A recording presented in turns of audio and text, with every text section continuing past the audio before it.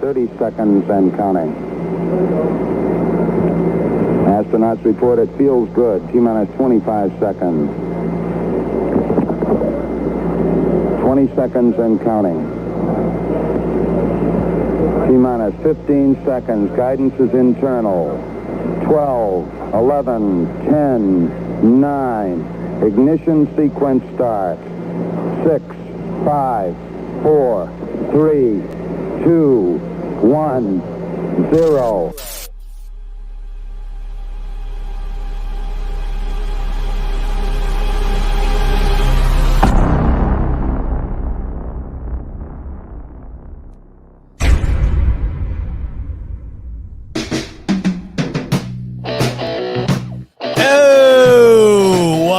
Bills Mafia. Z-Bot here with you on St. Patrick's Day, Wednesday night. It's the smoke break. Wherever you can find the Buffalo Fanatics, you can find the smoke break. We're live on Facebook, Twitter, and of course, YouTube. What a loaded week. We have the start of the NFL new year. We have St. Patrick's Day. Lobster Fest is back at Red Lobster. What a week. It's unbelievable. Let's get right into it because, my God, there's so much to talk about.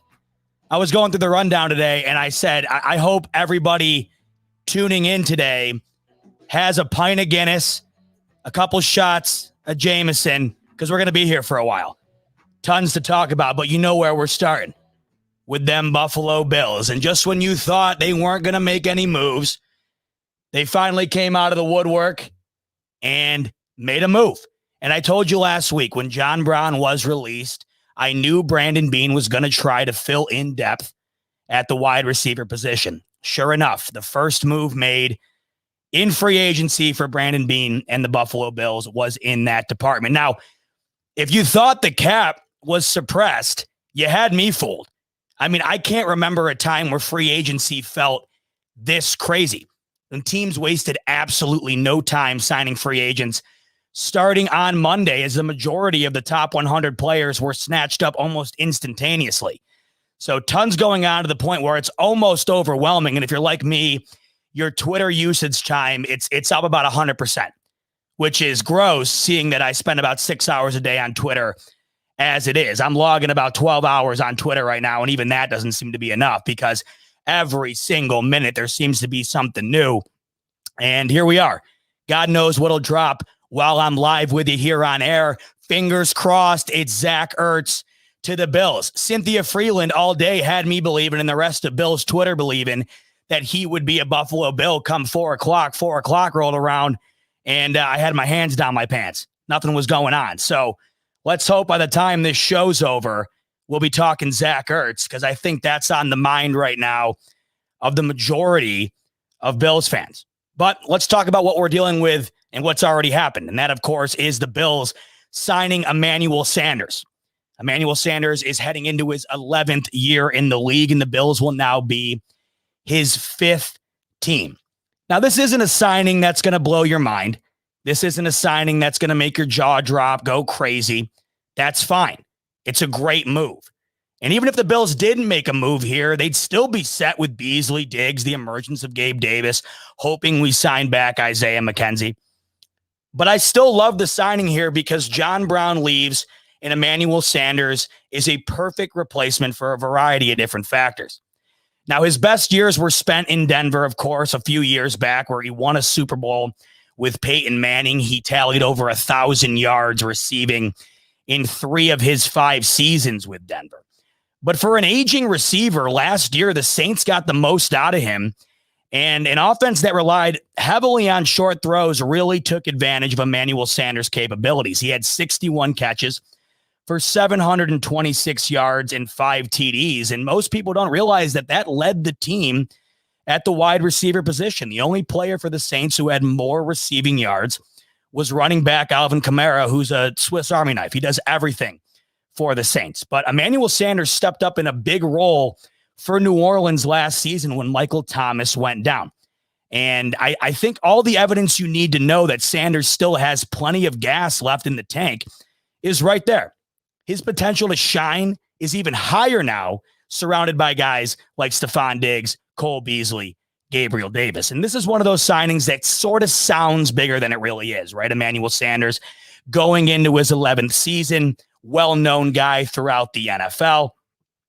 And it might seem, oh, you still think of prime Emmanuel Sanders, because it's tough to remember that he's been around for as long as he has. But that in itself is exactly what I think the Bills needed, and it's what they had with John Brown. You're now replacing Brown with a veteran presence, and that can't go overlooked. Emmanuel Sanders, he's already won a Super Bowl. He's played in numerous different offensive schemes. He's played in numerous playoff games. And we have to remember, this is a guy that Brandon Beane and the Buffalo Bills were seeking to sign just a season ago. They had their eye on Emmanuel Sanders for a while. He finally became available. And they got him for 1 year, $6 million. And I think it's a good move, because when you lose a guy like Brown, you're not only losing a great player, in which he was for a full season just 2 years back, but you're getting that presence. You're getting that veteran leadership. And as we know, the Bills are based on culture. Beane's not bringing in a guy who doesn't fit that mold. And I think Emmanuel Sanders clearly does. He's got the track record to prove it. Multiple teams and a various amount of success throughout his career. I will say it was kind of suspicious when I did find out later on that John Brown signed with the Las Vegas Raiders today at about half of what the Bills are paying Emmanuel Sanders.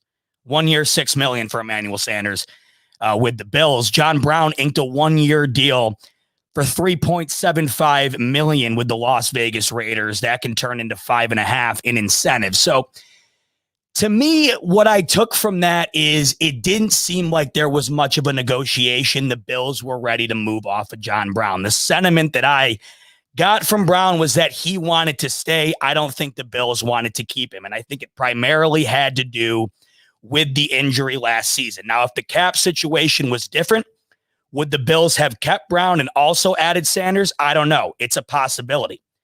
But I think at the end of the day, the reason the Bills wound up moving on was strictly due to the fact that John Brown was injured a season ago, and the Bills were just fine without him on the field. And believe me, I'm going to miss John Brown as much as the next guy. We talked about this last week. I love John Brown. I love what he brought to the team, and he was a staple in the emergence of Josh Allen. There's no doubt about it. But it's done and over with, and I think that having to address this situation, Brandon Beane did it perfectly. You bring in a guy with a similar skill set. They're very similar in size. They're very similar as far as how long they've been in the league. John Brown heading into his 8th year, Emmanuel Sanders heading into his 11th. And they both can be served in a variety of different ways on the field. So the ultimate question that I've been seeing all day is Emmanuel Sanders better or worse than John Brown? Well, I don't think we have a definitive answer there. But what I can say is Brown was injured last year, and the Bills were just fine without him, like I mentioned. They wouldn't have been fine without him a year prior to that. But with the emergence of that wide receiver core in Buffalo, it was pretty inevitable that John Brown was no longer a focal point. And I don't think Emmanuel Sanders probably will be either. But you still need depth. You need that veteran leadership. And you need guys coming in that are going to be able to serve you right away. And Emmanuel Sanders is just that. So at the end of the day, a very modest beginning to the free agent market, or the free agent signings for the Bills early on. But this is one that I don't love it. I don't hate it. It's just it's a wise move.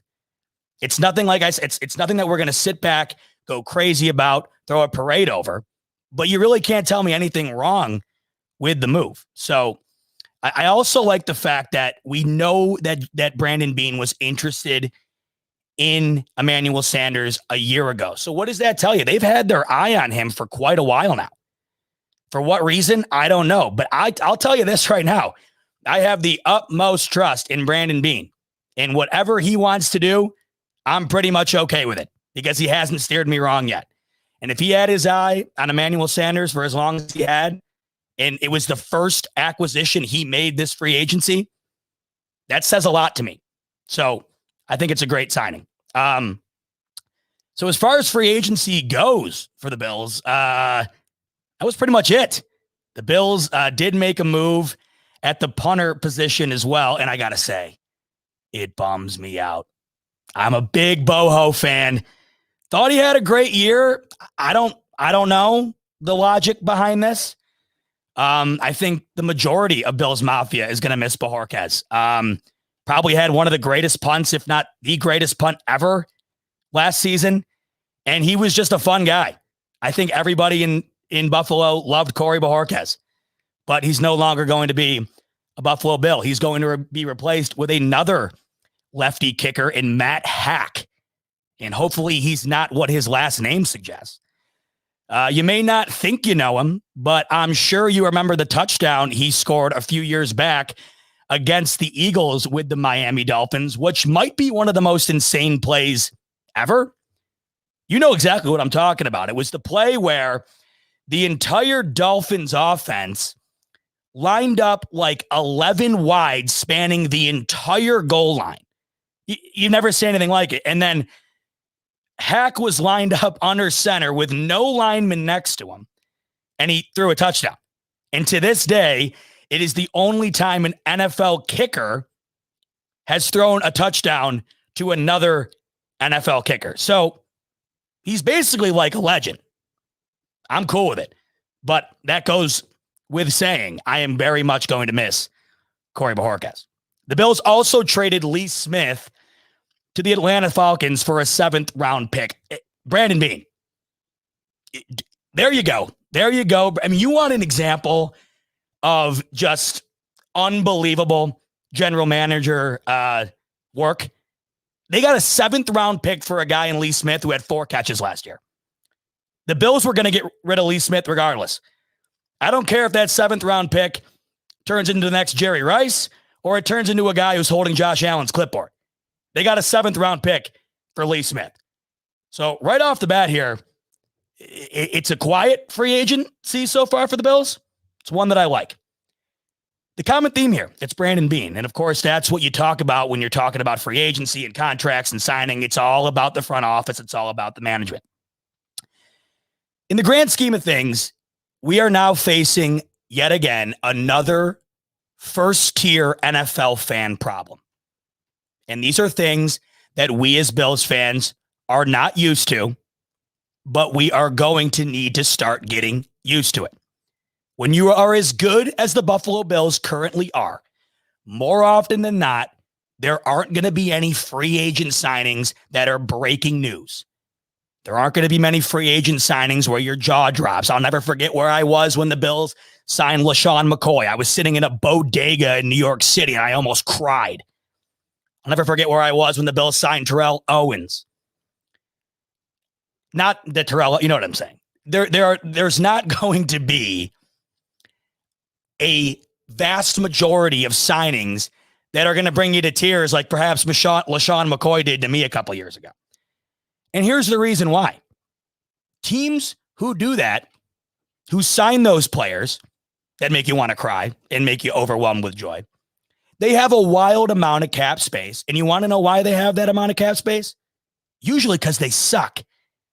When you're a top tier team, the reason you've reached that height is because the players currently on your roster have gotten you there.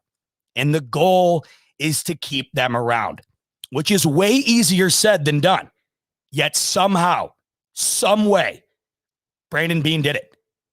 I don't think there was a single person in Bills media, the Bills fan base, anybody I spoke to or heard from that thought it was even feasible for the Bills to keep everybody around, or the majority of the key players. Brandon Beane did it. Did you realistically look in the mirror and think Brandon Beane was going to find a way to keep Feliciano, Darrell Williams, and most importantly, Matt Milano? I think all of Bills Mafia, for the most part, was getting ready to give their farewells to Matt Milano. He's back. This speaks incredibly high of Brandon Beane's business capabilities as a GM. But it doesn't stop there. It speaks even higher to the culture that he has been a major factor in building. The culture under Sean McDermott, Brandon Beane, and the Pagulas is one of, if not the best in all of sports. And we are continuously reminded of this time and time again. And I think there is no better indicator than when money is involved. Money is what keeps everything going. And you got players who want to chase it. You got players who have other priorities in mind, championships, culture fit, team in general. But at the end of the day, money is the driving force behind the NFL. And sometimes as NFL fans, we like to pretend like that's not the reality, but it is. But what can change players' minds from being more focused on money as opposed to being more focused on culture and team is when you build a winning culture that players want to be a part of. And that is exactly what Brandon Beane, Sean McDermott, and the Pagulas have done in Buffalo. Think about it. You have guys foregoing free agency like Matt Milano did.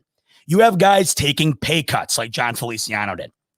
You have guys like Micah Hyde publicly blasting the rest of the NFL for ever thinking for a second that that Buffalo is not a place that players should play in. This culture is second to none. And Brandon Beane is a massive part of that. And I know a lot of people sat around Monday and were bored out of their mind because they're watching the rest of the league sign this guy and that guy. Get comfortable with being bored because that is what great franchises do. The New England Patriots, and I will be getting into them in depth in a bit because, wow, a lot to talk about with New England. But the New England Patriots might have been the most boring team in sports for God knows how long. And you want to know why? Because all they did was win championship after championship after championship with God knows who, because they figured it out. They had that culture instilled. That is what is being built in Buffalo after the last couple of years. And you're seeing guys forego money, forego additional opportunities to be a part of that culture. And we can talk about it all we want. It still won't be enough. That should be at the focal point as a Bills fan. Realize what has been built in Buffalo. It was a dumpster fire for 2 decades. Nobody wanted to go play in cold, windy Buffalo. Now you'd be lucky to wind up in Buffalo. And players are realizing that. Players want to be a part of this. And we've just seen numerous examples over the last week. They're foregoing money. They're foregoing other opportunities to be a part of something special in Buffalo. And that speaks volumes. And that starts with Brandon Beane, and it trickles down to McDermott, and of course, right up top with the Pagulas. So you might not be over the moon ecstatic that the Bills aren't out going nuts in free agency, but you should be ecstatic at what's been built. And I wouldn't focus on that because that is a top tier sign that your squad has become one of the elite teams in the NFL. So that's what I'm going to focus on here as free agency goes along. I don't expect the Bills to go nuts here. They might find a guy here and there as the weeks go on. Brandon Beane's good at that. Finding good culture fits for cheap. We'll see. I'm sure they're not done, but they don't have a ton of money to spend. And frankly, as far as positioning is concerned, a lot of it's going to be addressed in the draft, as it should be. They have done that every year that they have been the head of the organization, and it's worked just fine, if you ask me. Find me another team who's drafted as well as Brandon Beane has over the last few years. It'd be a really tough task. The drafting capabilities of this team is incredible. We've seen it year in and year out. So don't get all upset if we don't go star crazy in free agency. It's probably not going to happen. Look forward to the draft and be happy with what the Bills have, because right now they have one of the best teams in the league and one of the best cultures in the league. I can feel it in me talking about Brandon Beane, and I hope you guys do too. And then as I talk about McDermott and as I talk about the ownership, and then it goes right down to Josh Allen and all of the players. It's just this isn't commonplace. I mean, go talk to a variety of other different fan bases. Go talk to a Houston Texans fan right now. Are you kidding me? I mean, go talk to a Dallas Cowboys fan. Under that ownership for decades under Jerry Jones, it's going to be Jones ran for decades more when his son takes over. Their main complaint is ownership. And within 3 years, an entirely new regime comes in, and look what they've built. I just can't speak enough on this. And it's the first thing I thought of as I'm scrolling Twitter, and the majority of people are dying of boredom because the Bills aren't going nuts. My first thought is, this is exactly what it should be. And I have the utmost confidence in their plans going forward. What might that be? We don't know. But the draft is still to come. There's still plenty of free agency left. And thus far, what they've done, I like it. I think the Emmanuel Sanders signing is great. But at the end of the day, the main objective was to bring back the guys that they had on their team. And Brandon Beane did it in a way that I don't think the majority of us ever thought was possible. So I touched on the New England Patriots. And for a long time, this same argument that I'm making right now was made about them, and rightfully so, that they were the picture of culture and success in the NFL for a very, very long time. But if you want an example of the complete opposite of what Brandon Beane and the Bills are right now, it's the New England Patriots. Pinch yourself. You're not dreaming. That is a reality right now. I can't tell you how satisfying it feels to say that, but it's the truth. It is a complete 180 between the Bills and the New England Patriots, and it was never more inevitable than Monday. Bill Belichick spent money on Monday like he was getting the chair tomorrow, which is completely uncharacteristic for him and the organization as a whole. You ever heard the old BS cliche, if you had one day to spend $1 billion, you wouldn't be able to do it? Well, joke's on whoever said that, because Bill Belichick did it in about 3 hours. The Patriots just had a free-for-all on Monday. I mean, they were signing virtually anyone who would pick up the phone. And this is what I just was referring to with Brandon Beane and the Bills. You have to be bad to have a ton of cap room. And for the first time in Bill Belichick's career with New England, they're bad. And he's finally got some money to spend. Frankly, I don't even think he knew what to do with himself with that much money. And here he is spending it like it is monopoly money. Let's go to John DeMarchi with the super chat. Really appreciate you, John, joining the got to give you a smoke up here. There we go. Really appreciate you joining the convo. After draft, a second round of free agents will be great vets on cheap deals after they get cut. Bills scored 501 and have a whole O back, save John Brown, all key D back, get an edge in the draft and get it. Yeah, I think obviously right now we all know that the edge position is what the Bills need to address the most. I think we all know it as fans. But those were the guys who went the quickest in free agency. And frankly, the Bills just did not have the money. And if you're going to go out and try to compete with the Bucs to get a Shaq Barrett, if you're going to go try to get a Bud Dupree on day one, you're going to have to spend a significant amount of money. And that just wasn't in the cards for the Bills. And I'm not upset about that. That will get addressed at some point, I'm sure. But it's going to probably have to be done through the draft. At this point, at the edge position, we knew the main guys were going to be gone. And just like that, they were gone. But that's how it works. I mean, the edge position in the NFL has become almost as lucrative and as powerful as the quarterback position. It goes quarterback tier 1, and you could truthfully argue that edge rusher right there at 2. So you're going to have to spend crazy money, and you're going to have to wait it out and find the guy that works best for you. It's one or the other. I mean, you're just not going to be able to get a guy at the top of the at top caliber without spending a crazy amount of money. And we saw several players get crazy amounts of money. Bud Dupree to the Titans. We saw Shaq Barrett get a long-term deal with the Bucs. It's just the way it is. But I mean, that's fine. The Bills have all of the other areas figured out.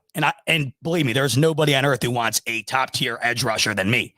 But you have to be realistic. You can't get it all at once. And it's really tough right now in the cap position the Bills are in to make that work. All right, back to the Patriots, because we just never seen anything like this, especially from New England. And frankly, from the NFL in general. That's how much money the Patriots spent. It was almost record-breaking. When I was talking about Brandon Beane and the Bills and getting comfortable with being boring, the point was it's going to be somewhat boring when your team is exceptionally good. And the Patriots were exceptionally bad last season, 7-9. And it didn't feel like 7-9. It really felt worse, didn't it? Especially after the drubbing the Bills gave them in game 2. It just didn't even feel close. And now that Belichick has enough money to buy whoever, he took advantage of it. And he's not getting any younger either. He's been on record saying he doesn't want to coach into his 70s. Now, he's getting close to his 70s, so I'll believe it when I see it. And after Tom Brady goes and wins a Super Bowl without him, I can't imagine he's retiring anytime soon. But even so, he's not getting any younger. So let's take a dive into who New England signed and who got all of this money. Jonnu Smith, $50 million over 4 years. That currently makes him the second highest paid player on the team. Ready for this? That makes him the highest paid skill player per year in the history of New England's franchise. Think about all of the terrific weapons the Patriots have had over these years. And Jonnu Smith, after a 7-9 season, just became the highest paid. Oh, that's not enough at tight end, spending record-breaking money? Let's go get another top 10 tight end. Say that 10 times fast. Hunter Henry, because one clearly wasn't enough. $37.5 million over 3 years. Thought the Bills might make a run at a top-tier tight end? Thought literally anybody else might? Nope, Belichick said, screw you. I'm taking them both. How shocking was that? And it's not like they're like one's a great tight end and one's a scrub. We're talking 2 top talent tight ends here heading to New England. Here's where I just, okay. Nelson Aguilar, $26 million for 2 years. That basically makes the Bills signing of Emmanuel Sanders look free. Is there that much of a gap between Nelson Aguilar and Emmanuel Sanders? I don't know. For half the price, give me Sanders, please. This is a head scratcher to me. 666 of Nelson Aguilar's 896 yards last year came before the catch, which is kind of alarming because Cam Newton has trouble throwing the ball over 15 yards. So that stat right there tells you the majority of Nelson Aguilar's game comes down the field. Only problem is their quarterback can't throw it down the field. Okay, let's get another wide receiver. Kendrick Bourne. I'm sure Bills fans are shaking in their boots right now. Kendrick Bourne. Oh my, Trey White is losing sleep. Who's he scaring? Is he elevating Cam Newton back to MVP caliber? You tell me. I don't think so. 22.5 over 3 years for Kendrick Bourne. Crazy money here in Matt Judon. And this is nuts because out of all the positions that New England could have addressed, I figured linebacker would be the least of the priority because it seemed like they were sort of well off in that position compared to literally anything else on their team. $56 million over 4 years for Matt Judon. Now, don't get me wrong, Matt Judon, he's a great player. I'm sure he'll do very well for New England. But that is an insane amount of money. And it just seemed like New England didn't need a guy like Judon when you look at the rest of their team and saw what they needed to address. But $56 million. Then they signed Jalen Mills for $24 million over 4 years. And that, I'm guessing, is probably to, that is probably to replace Jason McCourty. Rumor has it the Patriots could also be moving off Stephon Gilmore. Perhaps Jalen Mills will move to corner. We're not sure yet.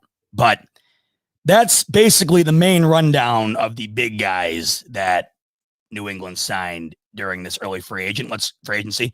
Let's go back to John, who is just lighting up the smoke chat tonight. I bow to no man in my hatred for Pats. John, you're off to a great start. but Pats were 1 yard on the road versus Seattle and a Zimmer play away from starting 8-4 this year. Tooney loss hurts, but Bills Pats will be one of the spoilers this year. Our QB wins both. Am I reading this wrong? But Bills Pats will be a war this year. Sorry. Okay.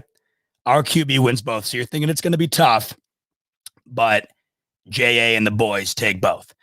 Look, that Seattle game, that I remember watching that in Miami because I was at the Bills Dolphins game, and I couldn't believe that New England was hanging the way they were. But remember how bad Seattle's defense was in the beginning of the year, and then Seattle did a 180. Their offense was crazy good in the beginning of the year, and their defense was terrible, and then it flipped. I mean, you remember what the Bills did to their defense? Good God. It was like backyard football. They were just throwing it everywhere. 44 points in that game. So, it was pretty remarkable that the Patriots put up that many points on any show or on any game. But the fact that they did it against Seattle was probably their more impressive loss of the season, I should say. And then, of course, the Bills game. Yes, here's what I boil that Bills game down to. It just seemed like McDermott and Allen were waiting to get over the Belichick hump. They hadn't beaten them yet. And even though Brady wasn't there, that factor still looms. That's still there. And it was a very tough grudge match style game. They got over the hump. They won. What happened the second time around? Beat the living breaks off of them. So we'll see. We'll see. I think that it will be more competitive. Surely, you'd hope, especially after that second game. But we will see how it all pans out. But the Patriots, by far, have done the most out of any team this free agency. And that is just far from what we're used to from New England. And here's a perfect example as to how crazy it is compared to what we've seen from the Bill Belichick era. In the last 10 years, Belichick has spent over $359 million on free agencies. That's over a 10-year period. In the first 3 hours of the 2021 free agency period, he spent $146 million.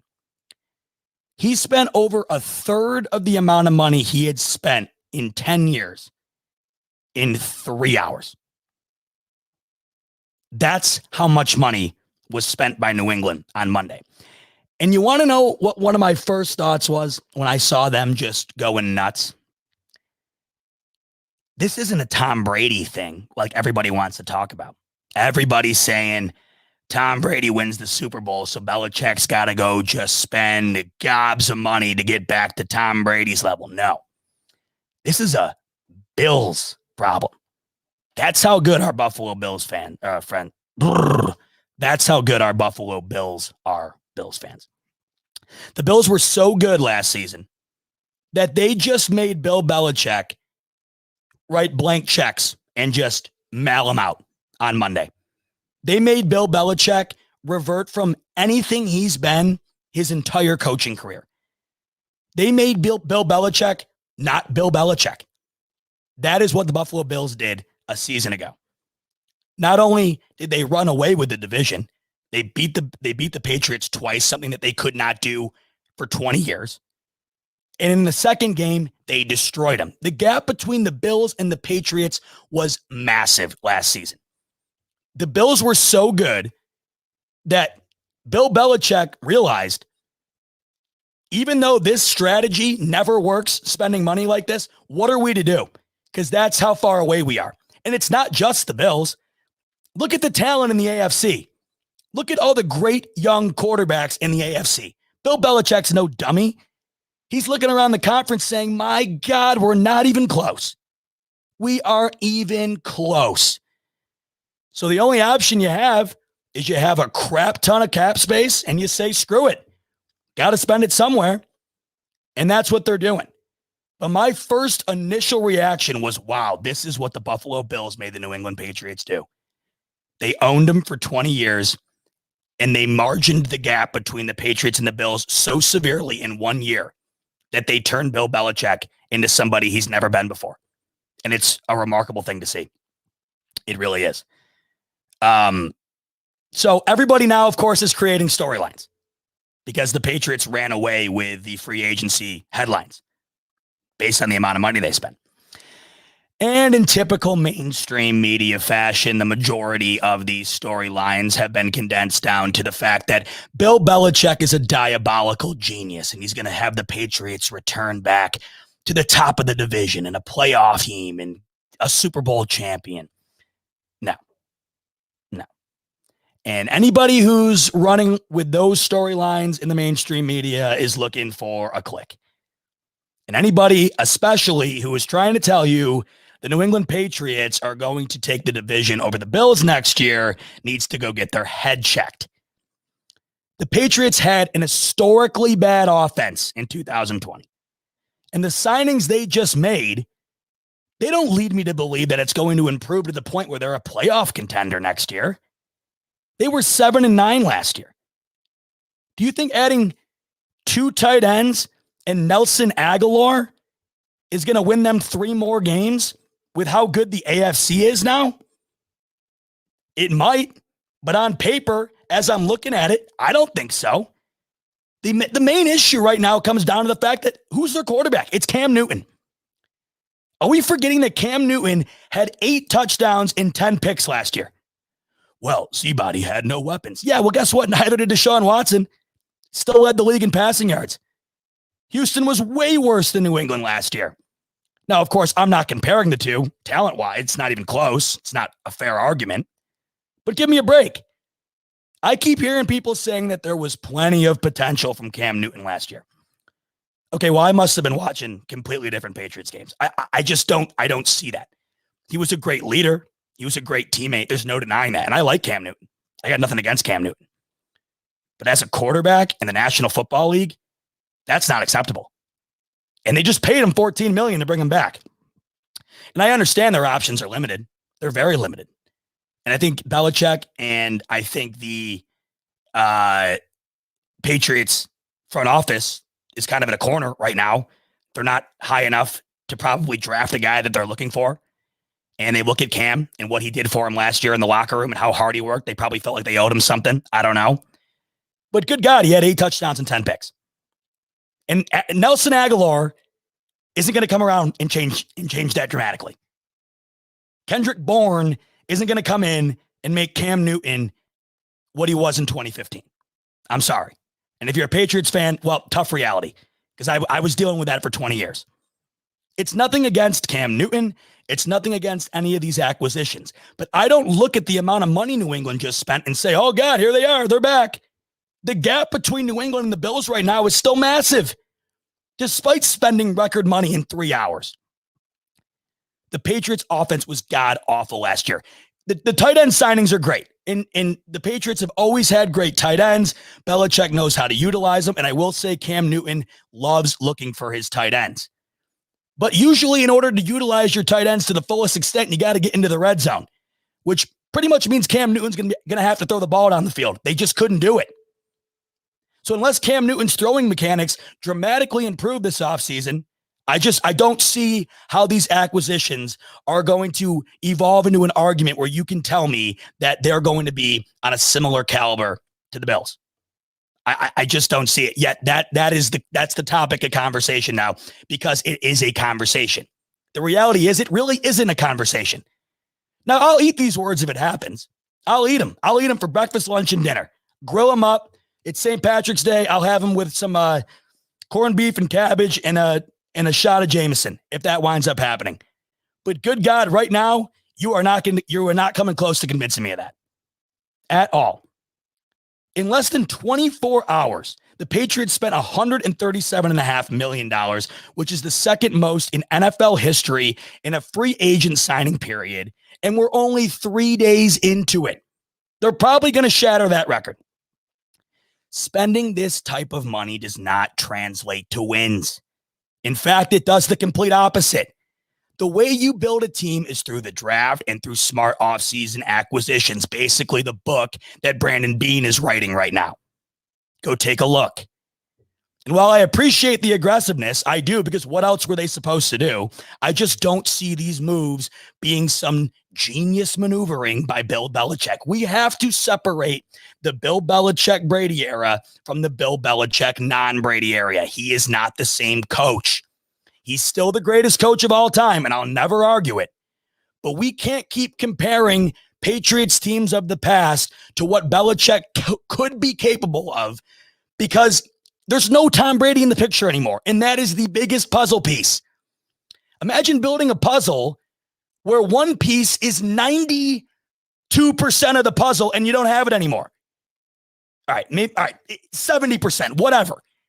Belichick without Brady is not the same Belichick. It's just facts.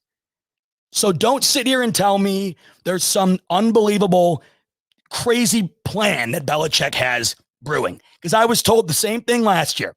I was told Cam Newton's going to come in and they're going to turn him into what he used to be, and they're going to turn a bunch of nobodies into a playoff team.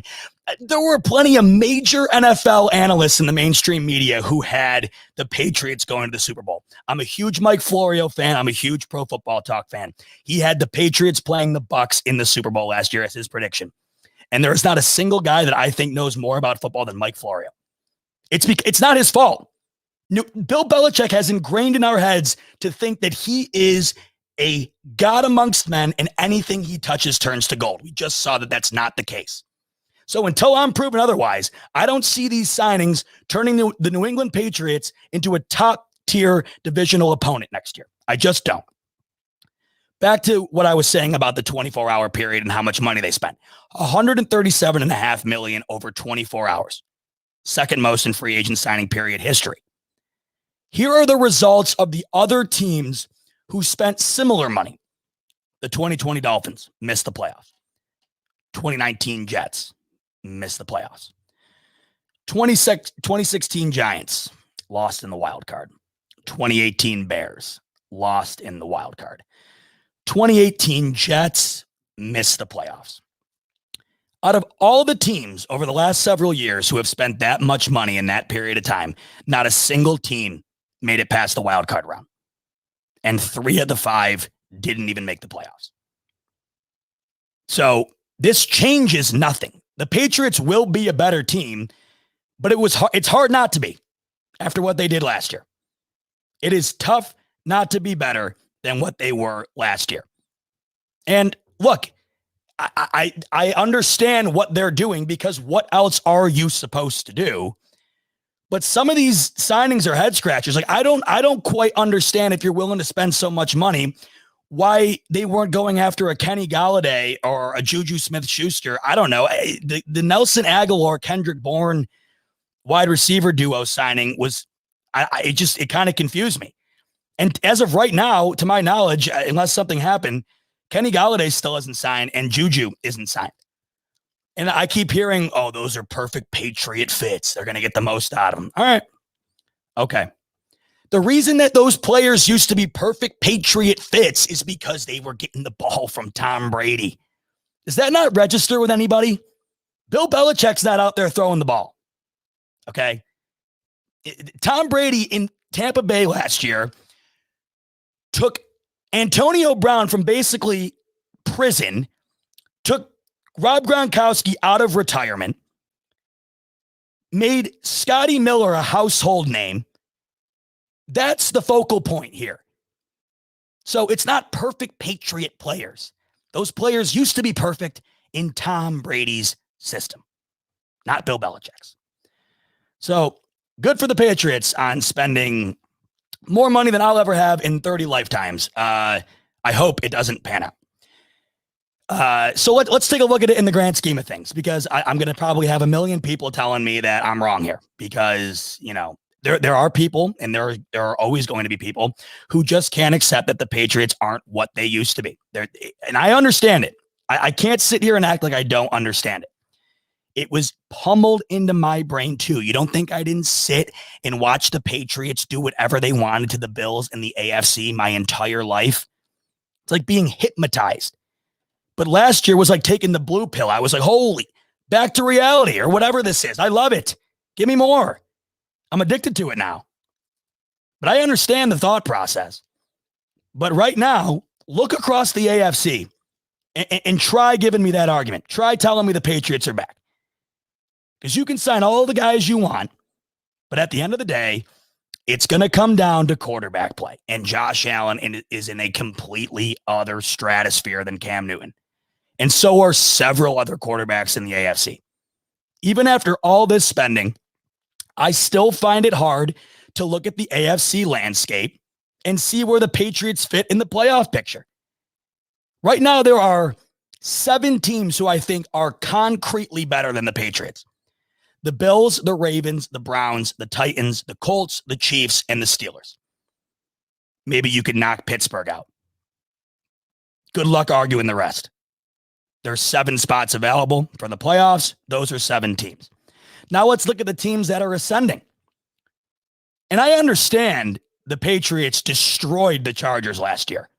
Look out for the Chargers this year. I'm telling you, there is something about the Chargers. They just got it. They are a young, talented team. I think Justin Herbert is going to be terrific. They're under new coaching now. I think Los Angeles is going to emerge next season. They are ascending. The Dolphins are ascending compared to what they were. If they can figure out the quarterback position, if Tua can arrive to what they think he can be, they could potentially be a playoff team. They were right there last year. They were 10-6 and missed it.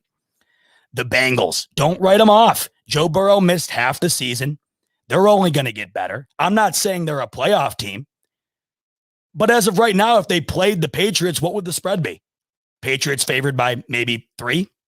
It's not like it's leaps and bounds. Who knows what's going to happen with Jacksonville? It's a completely different team now.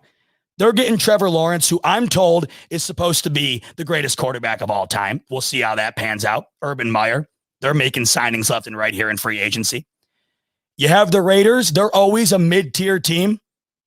They always play teams tough. They should have beat the Chiefs twice last year. They could wind up finding themselves in the playoffs. And then you got the Jets, who, listen, that's going to be a whole new system over in New York. I think they draft Zach Wilson. We'll see how that pans out. Do I think the Jets are going to wind up being better than New England? No. But next year's a totally different ballgame. They're also not going to be 2-14. But I have 7 teams right now that I look at and say they are better than New England, no doubt about it. And if there were Vegas odds, every single one of those 7 teams would be favored over New England. And then you got like 2 or 3 of the ascending teams that could give New England a run. So let me know where they squeak in. Now they could. There are 7 teams that can get in. Now, as we know, there's an additional team. But as of last year, even with the additional team, the Miami Dolphins missed the playoffs at 10-6. And usually, almost every year, 10-6 gets you into the playoffs. It didn't last year, even with the additional spot. New England didn't even have a winning record last year. So, comes down to quarterback play, and I just don't see how New England is going to be leaps and bounds better with these signings if Cam Newton is still the quarterback. We'll see what they do. Maybe Belichick does have this diabolical scheme where he goes into the draft and finds a way to move up, gets a guy. We will see. But I doubt it because they just paid Cam Newton $14 million. That's telling me they're going with him. And the fact that they signed 2 top-end tight ends, that's telling me that offensive system is going to be trying to work around Cam Newton. So I will take Josh Allen and the rest of those quarterbacks that I mentioned on those top 7 teams over Cam Newton any day of the week. All right. Other notable signings around the league. I had to narrow it down because, my God, there was one just every 30 seconds. I mean, my phone was blowing up.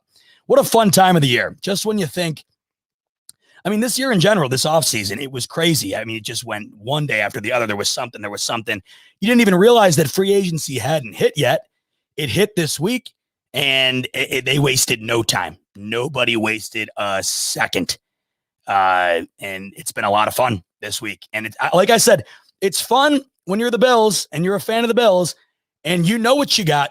You know that you are set in stone and you just kind of watch these other teams throw money, hoping to God it works out. Because we know what that's like. We've been there. I'd much rather get excited about making a run at the Super Bowl than get excited about, signing a wide receiver. That's just me. Other notable signings around the league. Let's start with our boy Fitzmagic. Fitzy. He's off to his 9th team. That's tying an NFL record with Josh McCown, the journeyman. Ryan Fitzpatrick once again saying, I'm not done. I just love Ryan Fitzpatrick so much. I just love him. He's been taking money from every damn team in the league. And he's always just so damn entertaining. Even last year on Miami, it's like, God, you can't even really root against him. Then he has that play against the Raiders, and you're just like, oh, I kind of want, like, you don't want Miami to make the playoffs, but you're like, oh my God, like Fitz, he's never won a playoff game. That's how much I love the guy. And once again, he's getting another opportunity. And I think this time around, it's going to be a starting job. Ryan Fitzpatrick signs with the Washington football team, 1 year, $10 million. The only guy he's got to beat out is Taylor Heineke. You tell me. I'm guessing Fitz is the starter. I'm sure Tua is relieved. He doesn't have a guy in Fitzpatrick coming in every time he throws a ball in the dirt. And Bills fans should probably be a little bit relieved as well, because that means Tua stays in the game and throws balls in the dirt and throws 4 picks like he did in the final match against them. I'm cool with it. Wishing Fitz nothing but the best. In that division too, who knows? Fitz could win that division. Washington has a great D. And I'm rooting for him. I love this, by the way. Dude has 2 different voices. Who just said this? Frank Roman says I have 2 different voices. I don't know if you guys can tell, there is something lodged in there right now. It's like throwing me off. It's like what? It's going like one side or the other. Let me know which voice you like the most. Speaking of people who could go in and take Tua out if he's throwing balls into the stands, Jacoby Brissett signs with the Miami Dolphins. So Tua is not out of the woods yet. Another reliever coming to Miami to potentially put Tua on the bench if a moment arrives where the Dolphins actually have to try and win. I am still dying to see how the Miami situation pans out, because I don't think they have trust in Tua. Clearly not. They just taken Jacoby Brissett. I mean, I get it. He's a great backup, but he's also perhaps a viable starter, and I wouldn't be shocked at all if it got bad with Tua, and next thing you know, Jacoby Brissett is starting. That whole situation interests me. The amount of times they benched him last year, it just pretty much the writing was on the wall. Tua is not who we thought he was. And with their pick in the draft here, I don't think they're going to go quarterback, but I bet you they're thinking about it. I really do. Tyrod Taylor, T2 the legend. I love Tyrod Taylor, and I don't care if any of you don't. I don't want to hear it. I don't take any Tyrod Taylor slander. Love him. But God, do I feel awful that he just got sent to Guantanamo Bay, the Houston Texans. The Houston Texans right now are like the team that if they offered a guy like $5 billion over 10 years to go play, they'd turn it down. Nobody wants to play there. Absolutely nobody wants to play there. Brooke coming in with the super chat. Brooke says, I suck at throwing a football and I could put Tua on the bench. You want to know what? You probably could. Brooke, I wouldn't put it past you. Even if you're not capable of throwing the ball, it just seems like anytime Tua can't throw the ball, Flores wants to put somebody else in. So I don't know. Okay. Yeah, back to Tyrod. Sorry. Thank you, Brooke, for the super chat. Really appreciate it. So what does this say? Is this our first sign that the Texans have finally come around to the fact that they have to move off of Deshaun Watson? And I don't know if you guys saw all that stuff that broke today about him, Deshaun Watson, allegedly being inappropriate with a masseuse. I'm not going to speculate on that because I don't think anybody has the info to speculate on that. I just find it very strange that in a time in which Deshaun Watson has dominated the news circle, this story breaks. It's kind of a crazy coincidence. So we'll see how that pans out. But this could be our first sign that the Texans are trying to gear up to have a replacement for Deshaun Watson if and when they move off of him. Because as of right now, league circles are putting out the information that he'll sit the year out. He is that determined to not play for Houston. Like, that's what I was getting at just a second ago when I said that Houston could dangle $1 billion in front of somebody and they wouldn't take it. I mean, Deshaun Watson might just sit the year out. Like, when do you don't see that? At the quarterback position, I don't even know if it's ever happened. That's how bad it's gotten with him, between him and Houston. So Tyrod off to the Texans. Wish him luck. We'll see if he winds up getting any playing time. AJ Green signing with the Arizona Cardinals. Man, I'll tell you, if Arizona went back to 2014, they might be primed for a Super Bowl run. AJ Green and now JJ Watt. I mean, they're looking like my 2013 fantasy team. It's going to be weird as hell seeing AJ Green in a Cardinals jersey. I mean, he defined Cincinnati, and he got more money than Emmanuel Sanders. What? Another feather in Beane's cap. There you go. I mean, I thought AJ Green might consider retirement, and Arizona threw him. I forget the exact number. All I know is it was more than Emmanuel Sanders.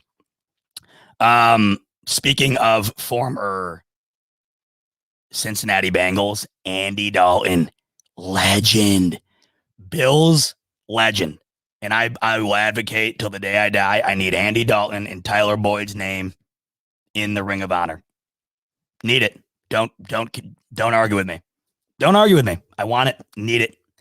Always rooting for Andy Dalton. Oh, and he's going to the Bears, which, wow. Like, you got to start feeling bad for Bears fans. I mean, you really, really do. They haven't had a viable franchise quarterback in like 50 years. And I just feel bad for him. It is sad. And to add insult to injury, Russell Wilson was hanging bait over their heads just to snatch it away to then sign Andy Dalton. Sources say the Bears offered 3 firsts, a third, and 2 starters to the Seahawks for Russell Wilson, and Pete Carroll said no. I mean, they tried. They really, really tried.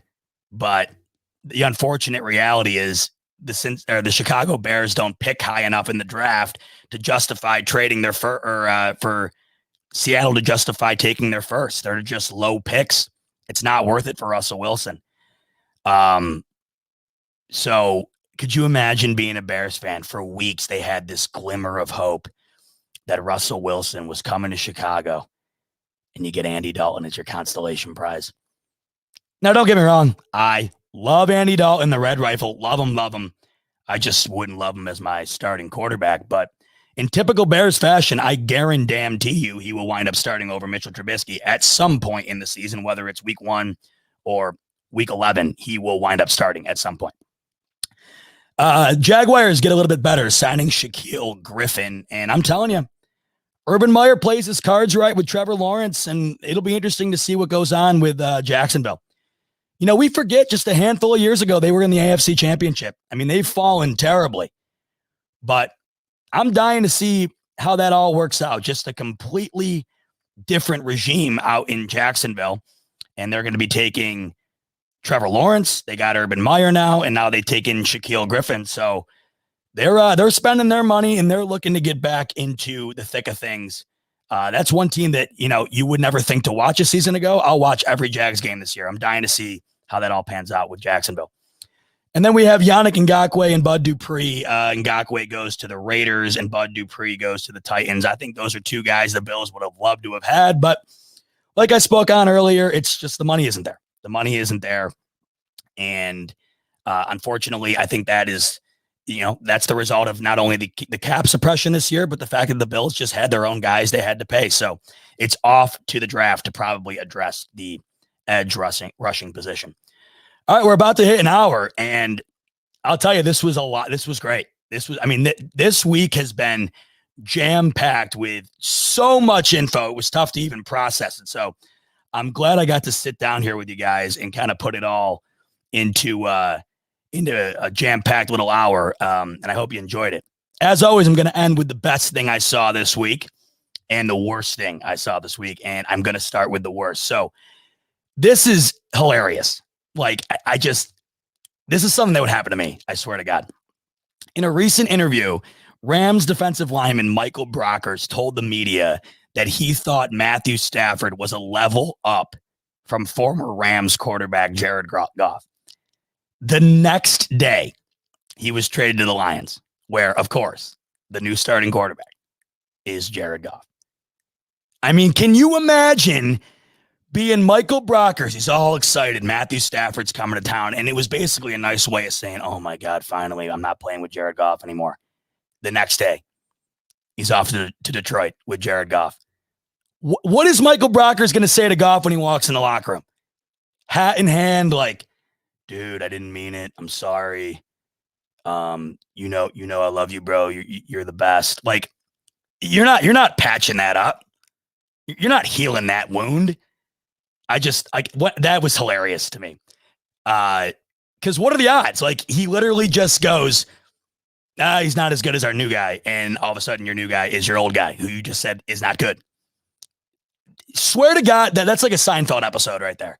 That would happen to like George Costanza, where George is like, that is an exact scenario that would happen to George Costanza. Like that, you can't script that better. So I hope somebody gets on cell phone footage the first time he walks into a Detroit Lions locker room. Okay, now I'll finish it off with the best thing I saw this week. I'm not sure if you guys saw, but Jordan Poyer addressed the fans on Instagram about his alcoholism and how he just reached a year of sobriety. And, you know, I love this. I love when people we admire, people of high stature, they come down to eye level and admit that they are human beings too. I think that gets lost.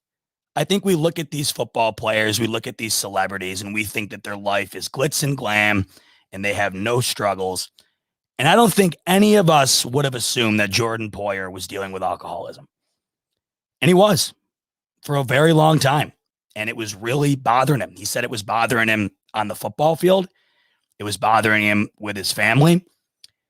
And he did something about it. And not everybody can say that. And that is the toughest thing to do. It is to admit that you have a problem and to get help. And that's exactly what he did. And just the other day marked a year of sobriety for him.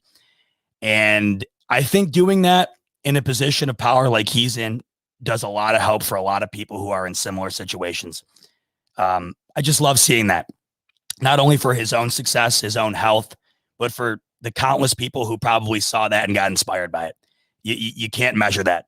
And not enough people are honest like that. Not enough people are as transparent as he was.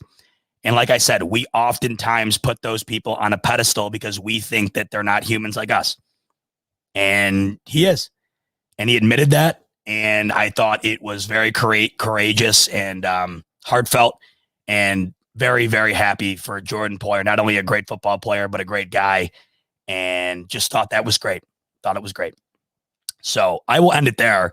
And I can't thank you guys enough for tuning in tonight. What a day.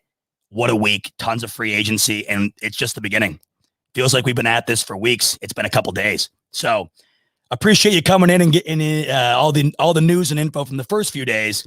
Coming into next week, we'll have much more to talk about, I'm sure. But to cap the night off, it's just after 9. I know you got to get up tomorrow morning, but go have another shot of J-Mo. Go pour another Guinness and celebrate St. Paddy's Day in style. I'm glad you joined me on the smoke break to celebrate the holiday, and I look forward to having you again next Wednesday night. Go Bills, everybody. Take care and be safe.